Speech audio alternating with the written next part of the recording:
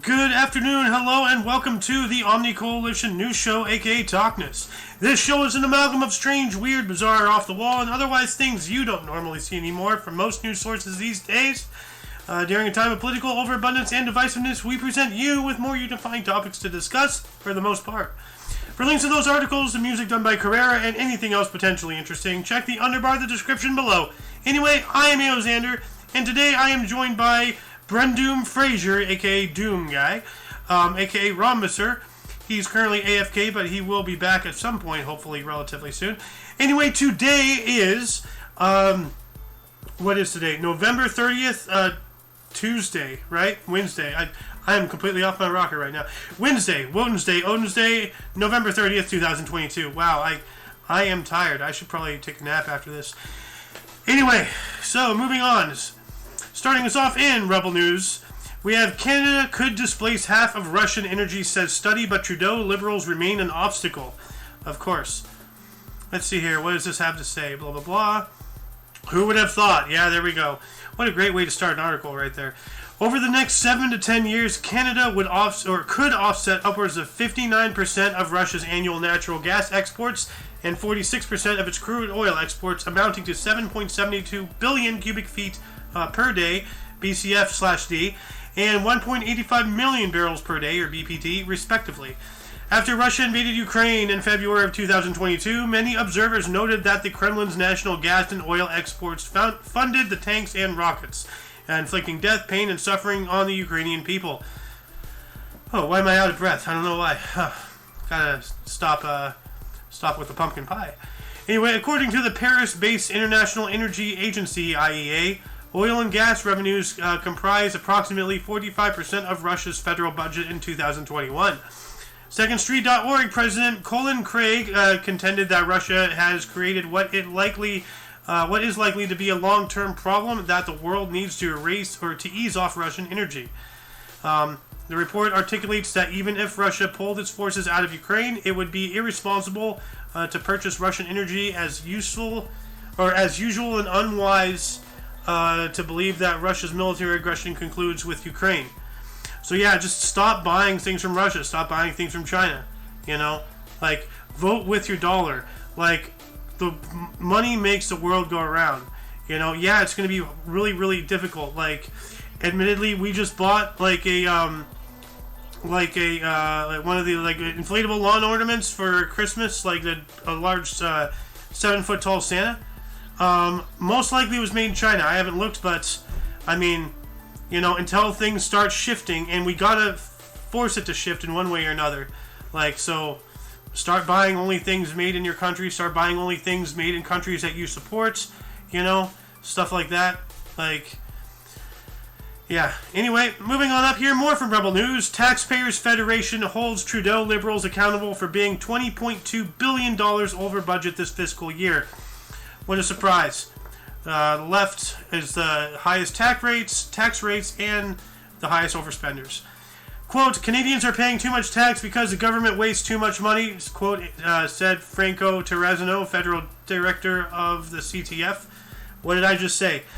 I seriously, I did not read this beforehand. I'm reading this as early as you are listening to this, relatively. Quote, if Finance Minister Chrystia Freeland's spending wasn't over budget, she could provide meaningful tax relief and still lower the deficit, end quote. Yep. After several expensive pandemic relief programs, the Liberals appear to be practicing fiscal discipline and taking steps to reduce budget deficits. And it says here, the fiscal update showed the federal government spent $20.2 billion over budget this fiscal year. Budget 2022 released in April projected spending to be $452.3 billion this year. The fiscal update projected $472 billion in spending. So they're even over budget even when they're projecting stuff. It says here, quote, Canadians can't afford gasoline or groceries because the government is spending like crazy and raising taxes. Freeland must stop wasting so much money and cut taxes now, end quote, said Terrazino. So, and as always, you can go to this website. The link will be in the underbar for further reading. I'm going to finish this up here. Instead, Freeland, who also serves as Deputy Prime Minister, advised Canadian families to look closely at their expenses and cut their Disney Plus subscription. Yes. Yes. Every mother in Canada is doing that right now. We're saving only $13.99 a month, but every little bit helps. That was a quote from Freeland right there. And yeah, so I mean, like, every little bit does help. You know, $13.99 a month, that's not a lot, but an extra $14 to put in your gas, you know, another couple of gallons. Hey, you know, sacrifices must be made. And there are ways to, you know, to view these things that are technically legal. So there's always another way. There's no reason why you should be spending money on Disney. So anyway, moving on up more from Rebel News here. Justin Trudeau called out for lying under oath. What a surprise. Not. Says here, Conservative MP Ryan Williams took to Twitter to air the frustration shared by many Canadians when Prime Minister Justin Trudeau denied his vilification of unvaccinated Canadians under oath during his testimony at a Public Order Emergency Commission, POEC, on November 25th. The commission is a legislative proceeding that takes place after the invocation of the Emergency Acts, which was invoked by Trudeau on February 14th in response to the trucker protests that idled in Ottawa for nearly 3 weeks. So great, he did that on my birthday last year. Wonderful. The tweet includes a compilation video contrasting Trudeau's testimony with an interview he conducted with a Quebec television station while campaigning in September of 2021. Yep. So, there we go. Liars, scoundrels, cheats, backstabbers, you know, all manner of awful and horrible things you can call these people and accuse them of, all would be correct. So, yep, and 2023 is when shit really is going to hit the fan.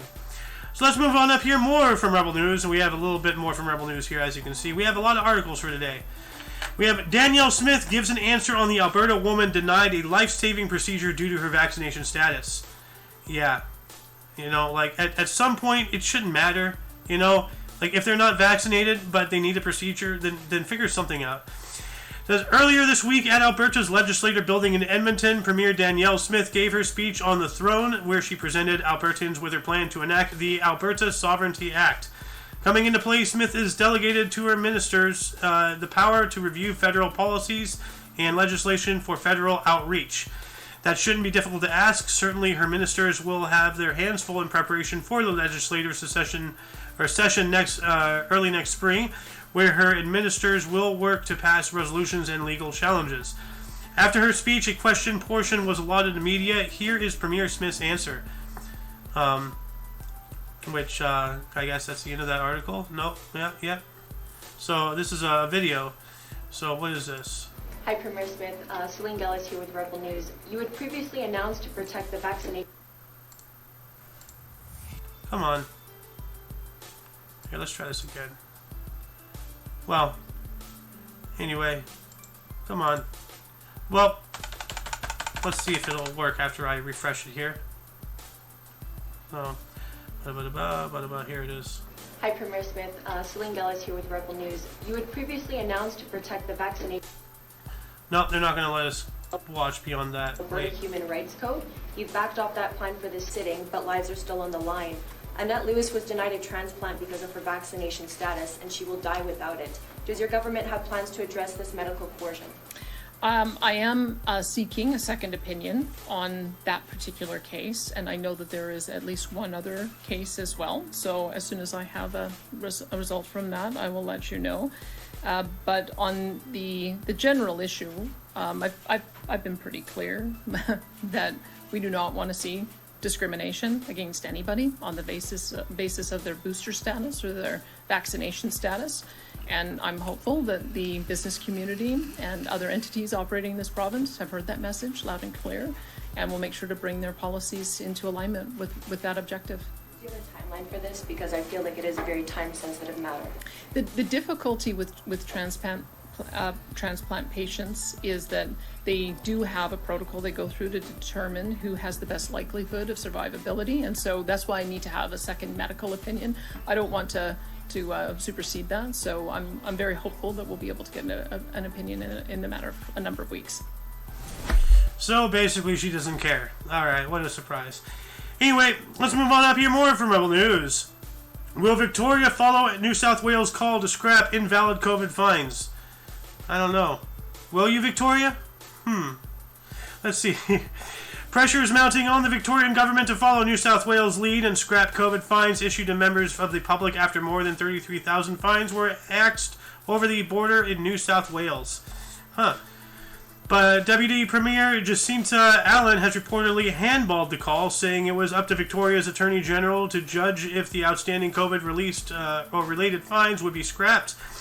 It comes as legal authorities renewed calls for COVID health order infringements to be thrown out. In Victoria, 40,843 fines were issued for COVID-related breaches, with just 8.6% paid. It goes on to say the New South Wales government will repay almost $33 million in COVID fines after the New South Wales government admitted in court this week that the penalties were invalid. The backflip affects more than half of the 62,138 penalty notices issued during the state's pandemic response. And it continues on there. Please refer to the underbar of the description for links to every single article that I have read and that I will read. And please give the foot traffic to the actual sources here. They put in the work. I'm just reading for you. So, but that is interesting. So, yeah. Will they? I hope they do scrap the invalid fines because, I mean, they're invalid. So, right off the bat, they're invalid. Scrap them. So they should. Anyway, let's move on up here. More from Rebel News. Alberta's premier suspends provisional gas tax, says it harms the poor and powerless. Yeah, no shit. So, says here, the Canadian Taxpayers Federation applauded Alberta Premier Danielle Smith's move to suspend the provisional gas tax for at least the next 6 months amid rising inflation and costs on necessities. Yes, please. Because I believe it's also in Canada. Actually, no, I think it was the UK. Yeah, it was the UK, I believe, that is actually, the doctors are prescribing, actually, no, I think it was Canada. Anyway, it's one of those two. The doctors are prescribing heat to certain patients. Like, the right to have warmth over the winter. Like, if we've really gotten to that level, we are in dire straits. But it says here, quote, the provisional gas tax usually costs people about $15 every time we fill up a pickup truck in Alberta, so seeing it suspended is a good thing, end quote, said Chris Sims, Alberta director for the CTF. Continues to quote, this fuel tax relief will also take some of the sting out of the high cost of diesel, so that helps with job sites and costs and shipping essentials, end quote. Yes, as trucks make the world go round. Gas, and diesel specifically is the backbone to everything. Without trucks moving supplies and whatnot, goods and services, everything would come to a grinding halt. And I think actually we're down to I haven't been keeping it up. I haven't been keeping up to date. But I think we're down to 15 or 10 days left on our diesel, reserves. I'm not sure. Maybe it's not as bad as that anymore. I don't know. But it's not doing good stuff here. I have returned. I see you have returned. I was gonna say, I was grabbing a shower. I was just like, you know what, I might as well grab one. Well, where did you take it? You grabbed the shower, did you move it? Or did you just strangle the shower? I went upstairs. Huh. Yeah, I grabbed it. I picked it up and walked away with it. Damn. I believe you. But it continues on here. In a live address Tuesday evening, Premier Danielle Smith announced the province will suspend the gas tax for at least 6 months. Smith also promised that reducing or eliminating the tax based on changes in the price of a barrel of oil will become a permanent policy of the UCP government. Hello, duck. Quack. That is one bright duck you got there. Very, very. He's very smart. He's radiating with intelligence. He's radiating knowledge. Knowledge. Eating my linguine with my Lamborghini. I was going to turn my light on, but then I thought about it and I was like, nah. I don't think they want to see the mess that is my room. Well, look at my background. So. Yeah, mine's worse. You can see like a pile of clothes probably if I had my light on. Probably. I haven't really been studying your background, but yeah, that is your crib. So yeah, I gotta get it cleaned up. I gotta get it all cleaned up and then. Mm-hmm. But yeah, I know you just came in at the end of this article here, but what are your thoughts about a 6-month suspension of gas tax? In Canada. Yeah. It's not even necessary. Why the fuck would you put a gas tax? There shouldn't even be a tax to begin with. There shouldn't have ever been a tax. Yeah, well. There shouldn't be a tax on anything. Well, to some things there should be taxes because, like, public works, like roads, bridges, and hospitals and schools and all that stuff. But I mean, when there's not just federal tax, but state tax and then local tax and this tax and that tax, like, out here in California, every dollar we spend is 30 to 40 cents out of that is tax, if not more. I don't know the exact number, but it's a big, it's a lot of tax. So, anyway, let's move on to hear more from Rebel News. Apple helped Chinese Communist Party to suppress protests by restricting crucial iPhone feature. I wonder what it is. It says here, as anti-lockdown protests continue across China, it has been revealed that Apple restricted the use of its AirDrop functionality on iPhones in China. What is that? The move, which happened weeks ago when the protests were first starting, has hampered the organizational efforts of protesters whose ability to coordinate action is limited by the Chinese government's strict censorship and control on social media. As detailed by Rebel News, widespread protests erupted all across China over the weekend and over the country's zero-COVID policy, which led to the deaths of 10 people at least last week in a high-rise building in Urumqi, which I think I remember hearing about that. Mm-hmm. Protests were staged in Shanghai, Wuhan, Hangzhou, and the nation's capital of Beijing, and even as far as Hong Kong, where protesters held up bank papers to protest the communist country's censorship of criticism over the lockdowns. So this is not just telling... Okay, so here we go. Earlier in November, Apple released an update to iPhone users in China to restrict the use of AirDrop, which protesters use to send messages directly to each other and evade censorship. Oh, okay. Mm-hmm. It's like an Apple sharing system. Yeah, AirDrop allows for local peer-to-peer connections in the immediate vicinity, which makes it difficult for authorities to monitor and censor. And they took that away from them. Those bastards. That's just disgusting. But not surprising at all. So, yeah. Here we go from Rebel News, and let's see. I got this just because you're going to be in the show, Brent Doom, you sports guy here. Mm-hmm. Iranian regime threatened World Cup football players with violence and torture. Jeez. And this is, of course, soccer. So, the Iranian government is threatening the country's football team with imprisonment if they engage in political activity while representing Iran at the World Cup, and a security source said. Wow. Ahead of Iran's match with England, the team refused to sing their national anthem in a spectacle that was viewed as an act of solidarity with the protesters who are currently taking to Iran streets to voice their discontent with the government's oppression of women. According to a source who spoke to CNN, the act of defiance earned the team a meeting with members of the Iranian National Guard Corps, IRGC, where players were threatened with violence and torture if they act up again. Photos of them bowing to Iranian President Ibrahim Raisi during the protests ahead of their trip to Qatar prompted outrage on social media among Iranians who decried the players as toadies for their hardline regime, not Iran. So, dang. Politics just really getting into everything. So, it used to be, though, that sports were the entertainment wing of politics, because what better way to keep everybody under the thumb than to keep them entertained? You know? Yeah. That's all sports really are, especially football and rugby and the hard-hitting sports. It's just modern-day gladiatorial combat without the death. So, and the wild animals. Surprisingly, in gladiator battles, there weren't as many deaths as you would think. There were. Yeah. But they weren't executions like they show them in the movies. Oh yeah, no, that's if they happened to stab them and they died, that's it. Yeah. There it is. I mean, they don't go to jail for it. Yeah. Because they're paid to do it. They're paid to do it. Yep. Yeah, they were paid. They were even trained. They even had a training regime. I didn't know that up until last year. I found that out. Yeah. I thought it was pretty cool.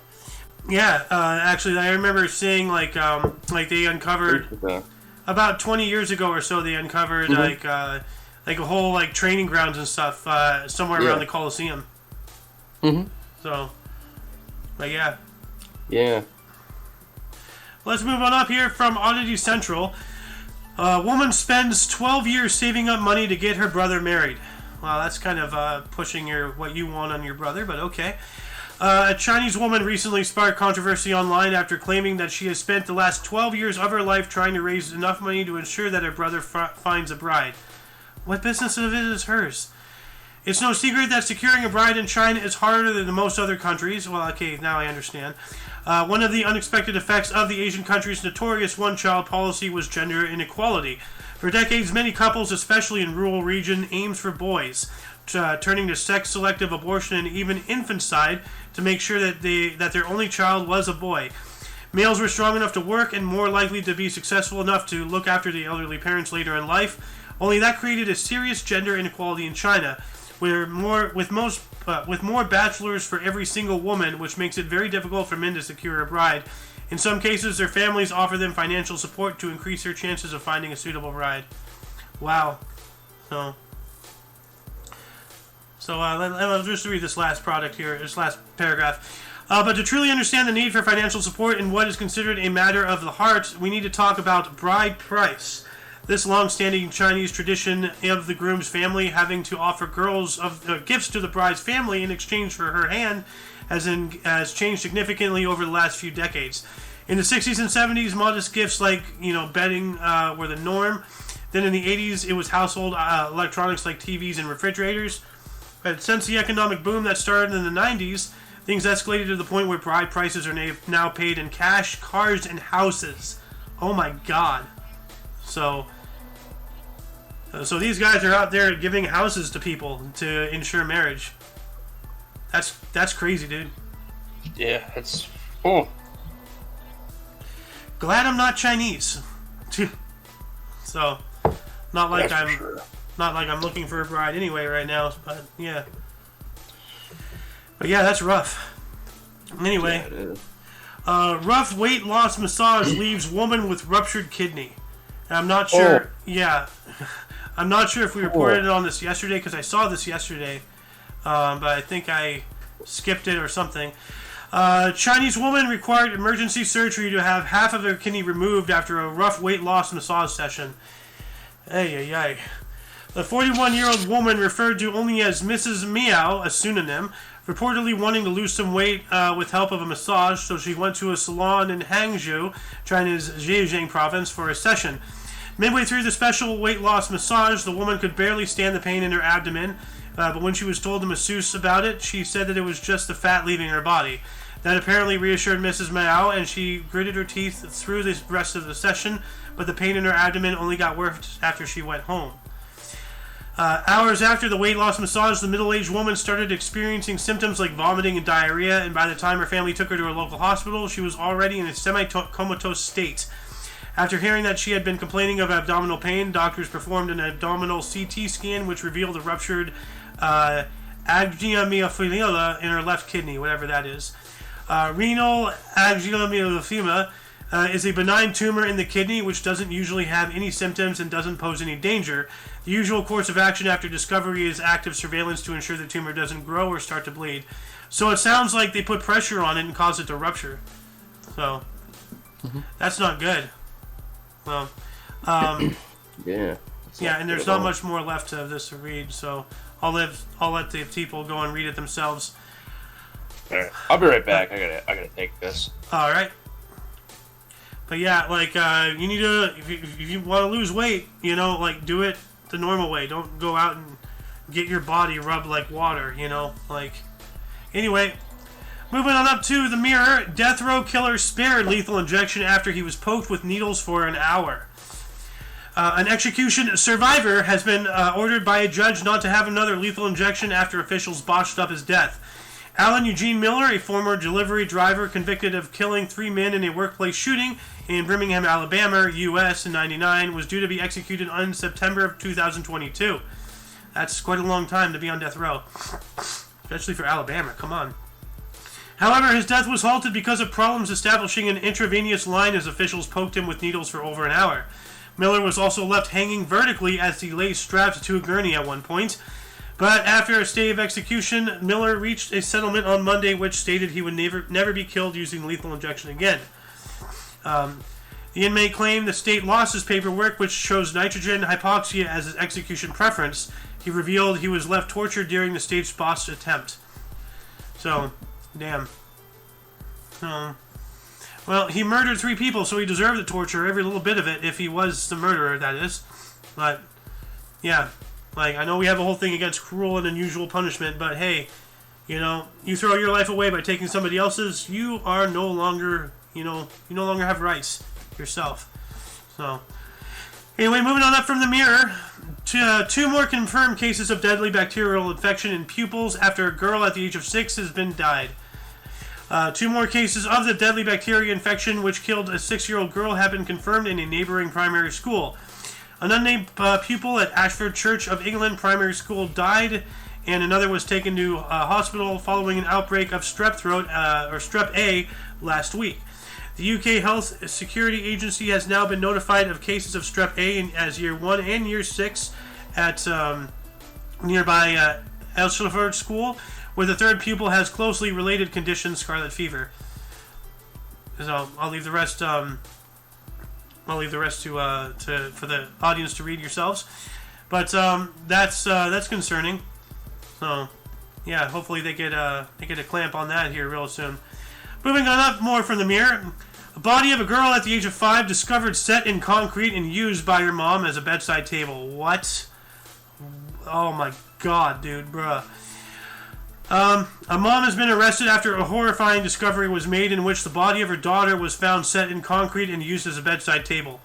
Vanessa Alejandra Mancilla, at the age of 27, claimed to police she found 5-year-old Milagros dead. But police accuse her of placing her daughter's body in a nylon bag inside of a wooden box before filling it with concrete, according to reports. Friends and family claim that friends and family claim that she favored her 2 other children, aged 7 and 3, while Milagros was often left alone in unsanitary conditions. The mom is said to have had used the crate as a bedside table in her San Andreas, Buenos Aires, Argentina home for at least a few months. Well, that's just awful. So I can't imagine, like, why some people, like, have children and do that. That's, God, she doesn't even look like she cares. What a bitch. So anyway, moving on more from the mirror here. Terror as dad dragged 25 feet in the air with no restraint or in Winterland horror. So I wonder what happened. It says here, a dad says his restraint on a Christmas ride came loose and saw him lifted into the air at a high speed. Chris Miller said the incident at the Swansea's waterfront Winterland has left his 10-year-old daughter very traumatized. Yeah. Chris visited the museum park attraction at about 11:30 in the morning on Saturday with his partner Lucy, and his daughter Summer. Pardon me. He claimed the Moon Dancer ride had already been stopped once due to his safety concerns shortly before it restarted, and his restraint came completely off. The 39-year-old said he feared for his life as he was allegedly carried to a height of around 25 feet before the ride halted. His daughter Summer was petrified and lost her voice because she was screaming so loudly in the seat next to him. A spokesperson for Student Fun Fairs, which operates the ride, said the Moon Dancer operated exactly as intended and as any customer would hope for it to do, quote unquote. They added that, quote, the failsafe engaged and the operator was able to check the ride and later fully reinstate it without concern, end quote. So, the fairground is run by A2H Live and Sayers Events, which are both also involved in operating Cardiff's Winter Wonderland, where 3 people were injured on Saturday after coming off a ride in midair, reports Wales Online. 2 of those were hurt were taken to the hospital following the incident, which was being investigated by the health and safety executive. So, this is a danger park, I see. Then avoid at all costs. So, yeah. Moving on up more from the mirror. A man returns from a holiday to find his flat cleared out in mix-up and his dad's ashes tossed. Wow. Wow, that's devastating. A man returned from holiday to find everything he owned gone, including his dad's ashes, after contractors cleared the wrong flats. Warren Dodds has been left with nothing after the incredible mix-up, which happened at his housing association home in Newcastle. Contractors Orbis Protect had been hired by Bernicata Homes to clear another flat in the building and accidentally cleared the wrong one. It is thought everything was thrown in a skip. The Housing Association has since apologized for the devastating impact it has had on Mr. Dobbs, the BBC reports. The 29-year-old barber, who also lost photos of his late father, said, "It's devastating. I'm so gutted. All the pictures and memories of my dad are gone, and I'll never get them back. It's all been destroyed." My heart goes out to him. Like, I can't even imagine, you know, like, you know, whoever was in charge of that clearing operation needs to be fired and barred from ever being employed again. You know, like, this guy just threw away his rights. Like, oh my God, I'm gonna get mad. I gotta move on up. Well, more from the Mirror. People are just discovering what the red Christmas light is actually meant for. I thought it was about, it was a blinker thing. I don't know. With Christmas Day creeping upon us, many may be starting to take their trees out of the loft and put them up for display in their living room. Meanwhile, others may have had theirs up for weeks.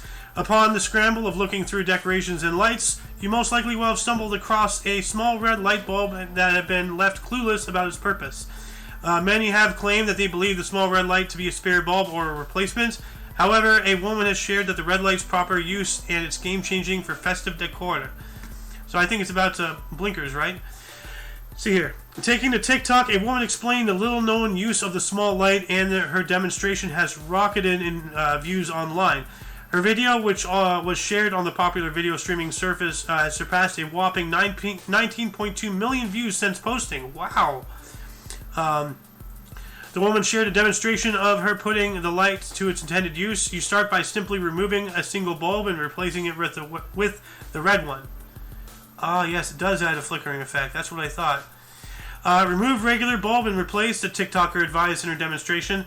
The extra light is not only different in color from the rest, but it also gives the string of lights a flickering effect rather than using a modern-day remote. The woman admitted, "I was 8 years old when I found out what these are for." So, in the classic, internet meme way. No, I've known that all my life. Like, I've known that those are, you put those in and it turns it into a flicker. So, yeah, so, wow. I'm actually someone who knew something most people in the world didn't. That's pretty cool. Anyway, moving on up to UPI, better known as OOPI, large and mysterious object unearthed on Florida beach. Officials in a Florida county are trying to identify a mysterious long-buried wooden object partially unearthed by erosion. Volusia County officials said the object, which appears to be part of a wooden structure, was unearthed in Daytona Beach shores by erosion following Hurricanes Ian and Nicole. Quote, "This erosion is unprecedented at this point. We haven't seen this kind of erosion in a very long time," end quote. Volusia Beach Safety Deputy Chief Tammy Malpers told WKMG TV. Goes on to say, quote, "I've been on the beach probably 25 years, and that's the first time I've seen it exposed," end quote. So, that's interesting. Let's take a look at this. All new at 6 tonight, a mystery. During low tide. Now they are calling on the state. It may be. It's just another example of how much erosion these storms caused. The erosion on the beach from these storms is pretty unprecedented at this point. We haven't seen this kind of erosion in a very long time. A long enough time that Volusia officials have never seen this structure before and are left puzzled as to what it is. Beach Safety taking these pictures from above. I've been on the beach probably 25 years, and that's the first time that I've seen it exposed. Deputy Chief Tammy Malfer says the long wooden structure was spotted after Nicole battered Volusia's coast. It's just south of Frank Rendon Park and Daytona Beach shores, an inaccessible area for beachgoers right now. State emergency management teams are currently working around it while they try to build a system to protect the dunes, but officials do believe it could be historic. We're not sure what it is, but it's a large piece of debris, probably about 80 to 100 foot in length. That's why we notified the state underwater archaeological team. And the county says a state archaeologist. I'm gonna say that looks like the keel of a boat. Like, that's what that looks like. Mm-hmm. So, let's keep an eye on that and see where that leads. So, But anyway, more from Upi. North Carolina man collects 11,000 bottles of hot sauce. That's a lot of bottles of hot sauce. Says here, North Carolina man has what he believes is to be the world's largest collection of hot sauce, totaling about 11,000 bottles. High Point resident Vic Klinko, who started collecting hot sauce about 26 years ago, says his collection now totals about 11,000 bottles and is believed to be the largest collection of hot sauce in the world. Quote, "It has turned into an obsession," Klinko told WFMY TV. What started as a small collection has grown into me being at the center of a culture that surrounds hot sauces, end quote. Goes on to say, Klinko, who documents his collecting on social media, said he has been in contact with Guinness World Records about making his collection officially the largest in the world. He says he hopes to organize tasting events in the future. Well, that'd be cool. Yeah, let's anybody who knows me well knows my love for hot. Hot sauce. Just taking them off the vine and just eating them and sweating, right? Just giggles, and I thought, wow, that's kind of... Well, like, it's not... I'm trying to see if they show... Here we go. Look at that. That's a lot of hot sauce. Damn. And it looks like he has all these flags, so it looks like there's international, too. I mean, that would explain it. But the actual... This is what we have for the thumbnail of today's episode. So... That's like, look at that. Like, looks like there's grenades here, like something in a triangular box. Like, look at all the different variants. Like, there's a lot. And I was looking at this: whoop ass, bacon, hot sauce, surrender the booty, chili lime, Caribbean red.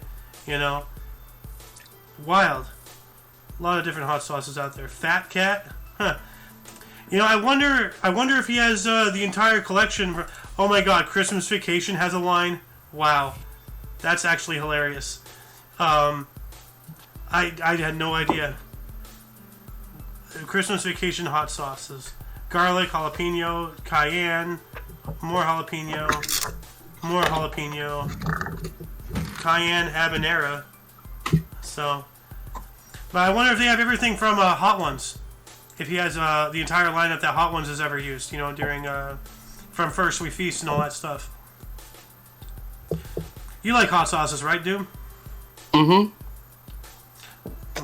don't have that many, though. We literally just have sriracha and Tabasco. I remember when sriracha became, like, a thing. Like, were you around when pretty good. Yeah. Like, do you remember back in, like, the late 2000s, or I think after 2010, I don't remember. But, like, for, like, 6 months, like, sriracha was the hot ticket item, you know? Like, it was everywhere. Yeah. And then we used to put it on. We made like some for like bowl-looking thing for food. Put like peppers and stuff in it, like peppers, chicken, beef, a little bit of beef, Sounds salt tasty. and pepper and all that. We'd also put sriracha on it. I'd put sriracha on it whenever I ate it. I wonder if he also has Frank's red sauce or whatever it's called. If he puts that shit on everything.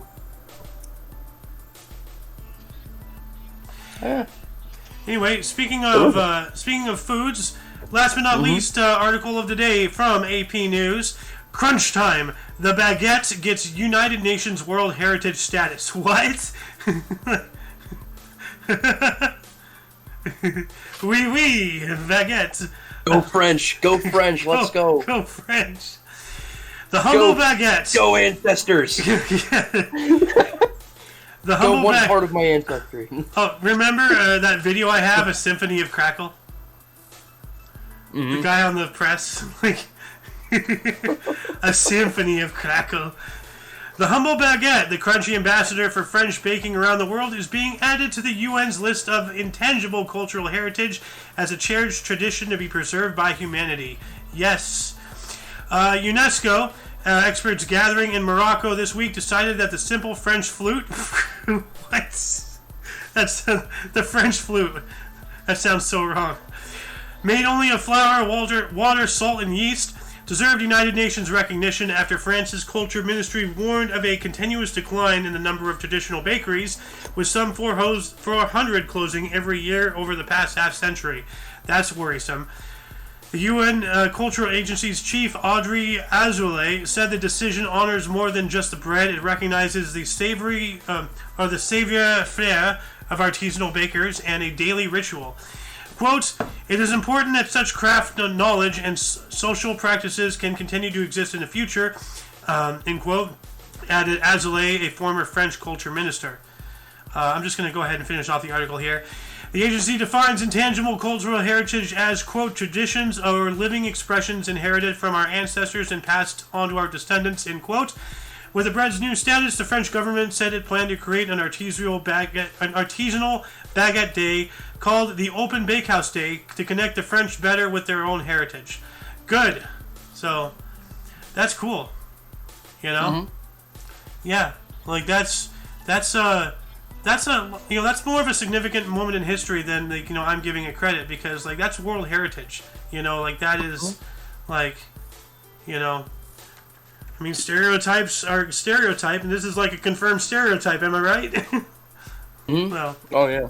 Yeah. But anyway, I believe that shall conclude the show. Once again, you can check the underbar of the description for any links you may be interested in, including but not limited to all things Omni Coalition. For your dose of different, odd, and otherwise unknown news, we stream Monday through Friday at 2 p.m. Pacific Time. It'll be 5 p.m.